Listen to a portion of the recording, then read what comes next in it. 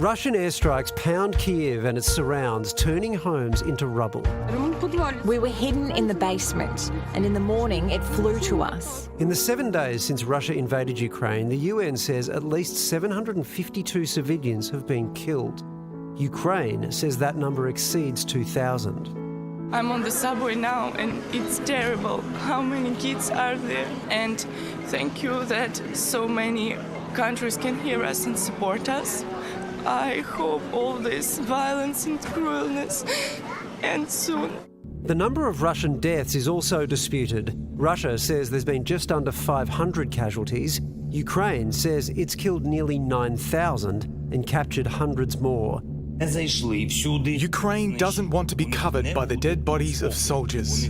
Go home with your whole army. Tell your officers that you want to live, that you don't want to die, but to live.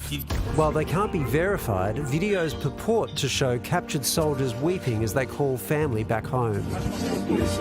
Russian forces now control areas in the north, east and south, and have now claimed the southern city of Kherson, the first major city to fall in the conflict.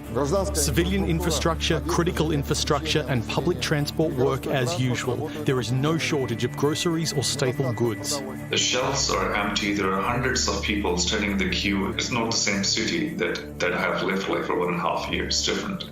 In an emergency session, the United Nations voted overwhelmingly for a resolution deploring Russia's invasion and calling for an immediate withdrawal. 141 of the 193 member states voted in favour. The result of the vote is Now people of Ukraine have more reasons to believe in the United Nations. It is just a beginning. 1 million people have fled Ukraine since the invasion, with predictions that number could quadruple.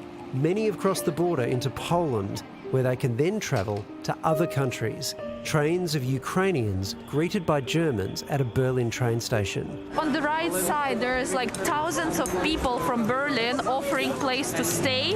This is absolutely incredible. You just like enter the building and there are like thousands of people. But for those who made it out, the heartbreak over what they've left behind is palpable. How was the journey? How was the journey? Very scary. Мы хотим домой. I want to go home.